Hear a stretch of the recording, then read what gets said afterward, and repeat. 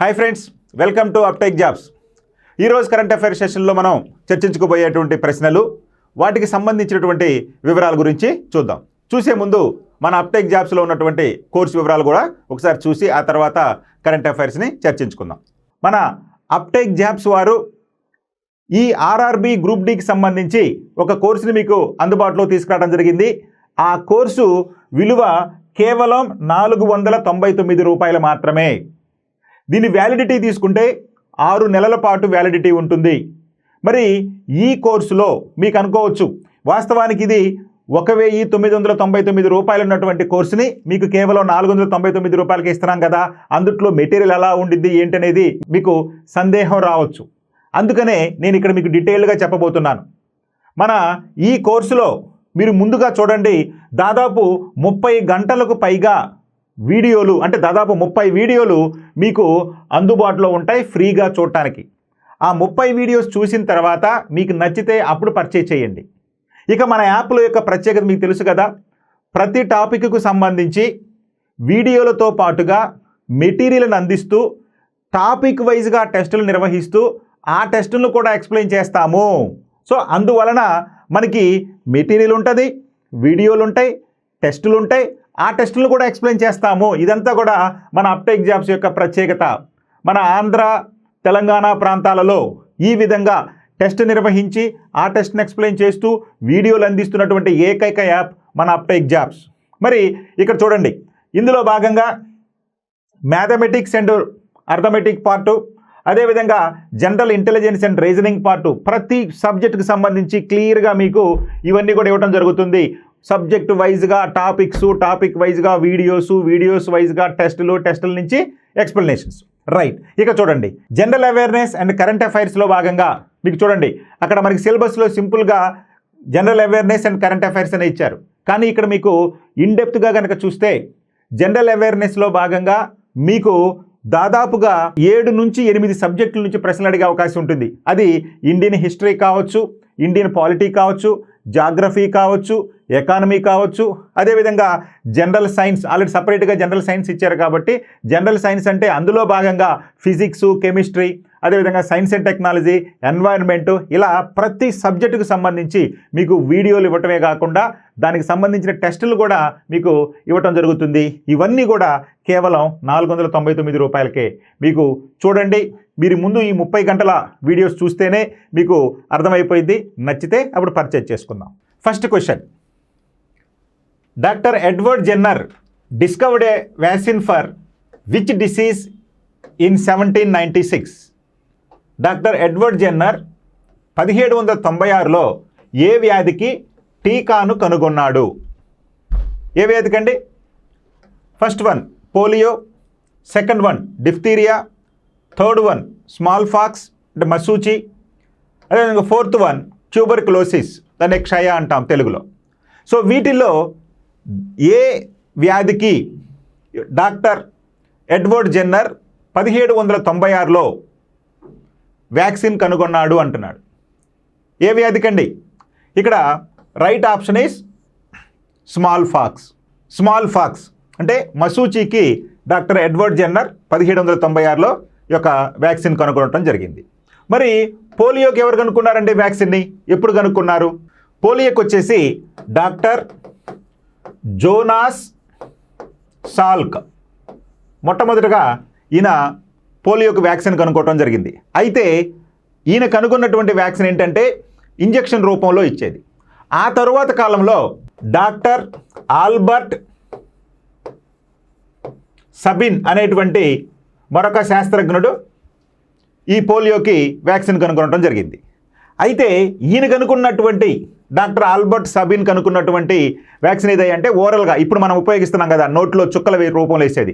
So నోట్లో చుక్కల రూపంలో వేసేటటువంటి వ్యాక్సిన్ పోలియోకి సంబంధించి కనుగొన్నవారు డాక్టర్ ఆల్బర్ట్ సబిన్ అనేటువంటి ఆయన. అయితే ఆయన కంటే ముందు డాక్టర్ జోనాస్ సాల్క్ అనేటువంటి ఆయన వ్యాక్సిన్ కనుక్కోవడం జరిగింది. అయితే అది ఇంజెక్షన్ రూపంలో ఎక్కించేవాళ్ళు. సో ఈ విధంగా పోలియోకి ఈ యొక్క డాక్టర్ జోనాస్ సాల్క్ మరియు ఆల్బర్ట్ సబిన్ అనేవాళ్ళు ఈ యొక్క వ్యాక్సిన్ కనుగొనడం జరిగింది. మరి డిఫ్తీరియాకి ఎవరు కనుక్కున్నారండి? మరి డిఫ్తీరియాకి తీసుకుంటే గాస్టన్ రామన్ అనేటువంటి శాస్త్రజ్ఞుడు ఈ యొక్క డిఫ్తీరియాకి వ్యాక్సిన్ కనుగొనడం జరిగింది. సో డిఫ్తీరియాకి వ్యాక్సిన్ కనుగొన్నవారు గాస్టన్ రామన్. ఇక క్షయకి ట్యూబర్క్యులోసిస్కి వ్యాక్సిన్ ఎవరు కనుక్కున్నారండి? మరి ఈ క్షయవ్యాధికి టీకాను ఏమని పిలుస్తారండి? బీసీజీ టీకా అని పిలుస్తారు. BCG, bacillus Calmette Guerin. Bacillus Calmette Guerin అనేటువంటిది క్షయవ్యాధికి టీకా అనమాట. సో బీసీజీ టీకా ఇస్తారు. అంటే పుట్టినటువంటి పిల్లలకు నెలల ప్రకారం టీకాలు ఇచ్చుకుంటూ వస్తారు కదా, అందులో భాగంగానే మనకి బీసీజీ టీకా ఇస్తారు. ఈ బీసీజీ టీకా ఎందుకయ్యా అంటే క్షయవ్యాధి సోకకుండా ఉండటం కోసం ఈ బీసీజీ టీకాని ఇవ్వడం అనేది జరుగుతుంది. సో కాబట్టి మరి ఈ బీసీజీ టీకాను కనుగొన్నది ఎవరయ్యా అంటే కాల్మెట్ మరియు గెరిన్ అనేటువంటి శాస్త్రవేత్తలు దీన్ని రూపొందించడం జరిగింది. అయితే మొట్టమొదటిసారిగా ఈ బీసీజీ ఇంజెక్షన్ మానవులకు 1921లో ఇవ్వటం అనేది జరిగింది. సో 1921లో మొట్టమొదటి బీసీ ఇంజెక్షన్ను ఇవ్వటం జరిగింది మానవులకు. ఎవరయ్యా అంటే కాల్మెట్ మరియు గెరిన్ అనేటువంటి వారు. వాళ్ళ పేరు మీదుగానే ఈ బీసీజీ అనేది వచ్చింది. బీసీజీ అంటే బ్యాసిల్లస్ కాల్మెట్ గెరిన్. సో ఈ విధంగా ఈ యొక్క బీసీజీ పేరు రావడం అనేది జరిగింది. ఇది క్షయకి సంబంధించి. సో కాబట్టి ఎడ్వర్డ్ జెన్నర్ దేనికి సంబంధించి కనుక్కున్నాడయ్యా టీకా అంటే మసూచికి సంబంధించి కనుక్కున్నాడు. ఎప్పుడంటే 1796లో. Okay right. చూడండి, టీకా రక్షణ ఛత్రం అన్నాడు. టీకా రక్షణ ఛత్రం పోలియో, మీజిల్స్ అంటే తట్టు వంటి మహమ్మారులు వ్యాప్తిని కట్టడి చేయడానికి టీకాలు ఎంతగానో ఉపయోగపడతాయి. 1974 నుంచి 2024 మధ్యకాలంలో టీకాల వల్ల దాదాపు 15 కోట్ల మందికి పైగా ప్రాణాలు కాపాడటం జరిగింది లేదా నిలబడ్డాయి. డాక్టర్ ఎడ్వర్డ్ జెన్నర్ 1796లో మొట్టమొదటి టీకాను మసూచికి వ్యాక్సిన్ కనుగొనటం జరిగింది. అయితే మన షటాక్ ఎటాల్ 2024 నివేదిక ప్రకారం మరి ఎంతమందికి టీకాలు ఇవ్వటం జరిగింది ఈ విధంగా అని చెప్పన్నాడు. ముందుగా తట్టు వ్యాధికి 9.37 కోట్ల మందికి టీకాలు అందించడం జరిగింది. అదేవిధంగా ధనుర్వాతానికి సంబంధించి 2.79 కోట్ల మందికి అందించడం జరిగింది. అదేవిధంగా కోరింత దగ్గుకు సంబంధించి 1.31 కోట్ల మందికి, క్షయవ్యాధికి సంబంధించి 1.08 కోట్ల మందికి, అదేవిధంగా హిమోఫోలియన్ ఇన్ఫ్లుయెంజా టైప్ బి 28.5 లక్షలకి, అదేవిధంగా స్ట్రెప్టోకాకస్ న్యూమోనియా దానికి సంబంధించి 16.3 లక్షల మందికి, అదేవిధంగా పోలియో 15.7 లక్షల మందికి, అదేవిధంగా ఎల్లో ఫీవర్ 5.5 లక్షల మందికి, అదేవిధంగా హెపటైటిస్ బి 4.64 లక్షల మందికి, రెటా వైరస్ 3.96 లక్షల మందికి, డిఫ్తీరియా 3.57 లక్షల మందికి, అదేవిధంగా రూబెల్లా 2.86 లక్షల మందికి, ఇక జపనీస్ ఎన్సెఫలైటిస్ అనేటువంటి వ్యాధికి 29,000 మందికి ఇవ్వడం జరిగింది. ఇదంతా కూడా ప్రముఖ సంస్థ అయినటువంటి షటాక్ ఎట్ ఆల్ అనేటువంటి సంస్థ ఇచ్చినటువంటి డేటా ఆధారంగా ఇంతమందికి టీకాలు ఇవ్వటం అనేది జరిగింది. సో ఈ దాన్ని బట్టుకనే దాదాపుగా 1974 నుంచి 2024 మధ్య కాలంలో 15 కోట్ల మందికి పైగా ప్రాణాలు నిలబెట్టడం జరిగింది ఈ యొక్క వివిధ రకాలైన టీకాలు ఇవ్వటం అని చెప్పి ఈ యొక్క నివేదిక పేర్కొనటం జరిగింది. Next question, on which day is National Pharmacy Education Day is celebrated? National pharmacy education day, జాతీయ ఫార్మసీ విద్యా దినోత్సవంను ఏ రోజున జరుపుకుంటారు? జాతీయ ఫార్మసీ విద్యా దినోత్సవంను ఏ రోజున జరుపుకుంటారు?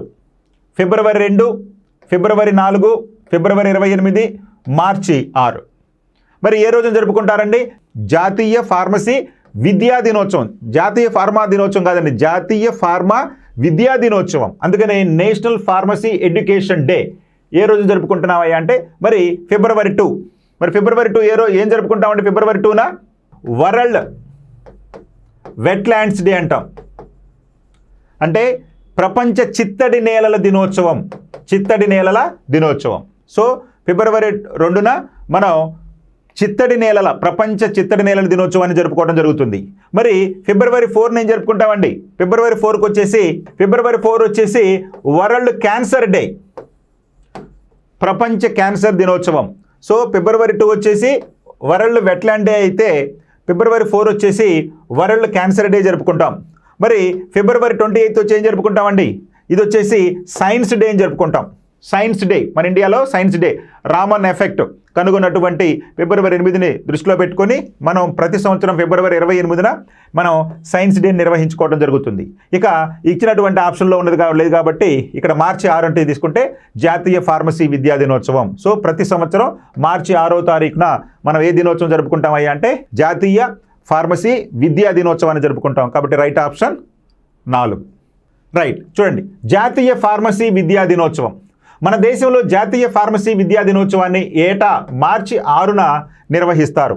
ఎందుకయ్యా అంటే భారతదేశంలో ఫార్మసీ విద్యకు పితామహుడుగా పేర్కొనే ప్రొఫెసర్ మహదేవ్ లాల్ ష్రాఫ్, దీన్నే షార్ట్ ఫామ్లో ఎంఎల్ ష్రాఫ్ అని చెప్పి పిలుస్తూ ఉంటాం. ఈయనే ఎంఎల్ ష్రాఫ్, మహదేవ లాల్ ష్రాఫ్ అని చెప్పి పిలుస్తాం ఆయన. సో ఆయన జయంతి సందర్భంగా ఆయన జ్ఞాపకార్థం ఫార్మసీ కౌన్సిల్ ఆఫ్ ఇండియా, అంటే pharmacy council of India PCI ప్రకటించింది. అంటే ఈ PCI అనేటువంటి సంస్థ ఈ యొక్క భారతదేశంలో ఈ ఫార్మసీ విద్యకు పితామహుడుగా అభివర్ణించేటటువంటి ప్రొఫెసర్ మహదేవ్ లాల్ ష్రాఫ్ జయంతి సందర్భంగా ఈ యొక్క ఫార్మసీ కౌన్సిల్ ఆఫ్ ఇండియా ఈ ఫార్మసీ విద్యా దినోత్సవాన్ని జరుపుకోవాలని ప్రకటించడం జరిగింది. అదేవిధంగా ఈ PCI భారత ప్రభుత్వం ఆరోగ్య కుటుంబ సంక్షేమ మంత్రిత్వ శాఖ ఆధ్వర్యంలో పనిచేస్తుంది. మరి ఈ ఫార్మసీ ఎవరి ఆధ్వర్యంలో పనిచేస్తుందయ్యా దేశంలో అంటే మనకి ఆరోగ్య కుటుంబ సంక్షేమ మంత్రిత్వ శాఖ, అంటే కేంద్ర ప్రభుత్వ ఆరోగ్య కుటుంబ మంత్రిత్వ శాఖ ఆధ్వర్యంలో ఈ ఫార్మసీ పనిచేస్తుంది.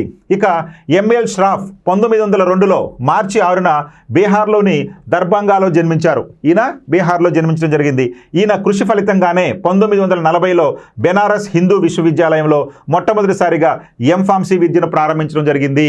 సో బెనారస్ విశ్వవిద్యాలయంలో ఎంఫార్మసీని ప్రవేశపెట్టడం జరిగింది ఈయన కృషి ఫలితంగా 1940లో. సో ఈయన జన్మించినటువంటి ఈ యొక్క మార్చి 6ని దృష్టిలో పెట్టుకొని ఆయన గౌరవార్థం ఈ యొక్క ఫార్మసీ కౌన్సిల్ ఆఫ్ ఇండియా ఈ యొక్క జాతీయ ఫార్మసీ విద్యా దినోత్సవాన్ని నిర్వహించడం అనేది జరుగుతుంది. Okay, thank you.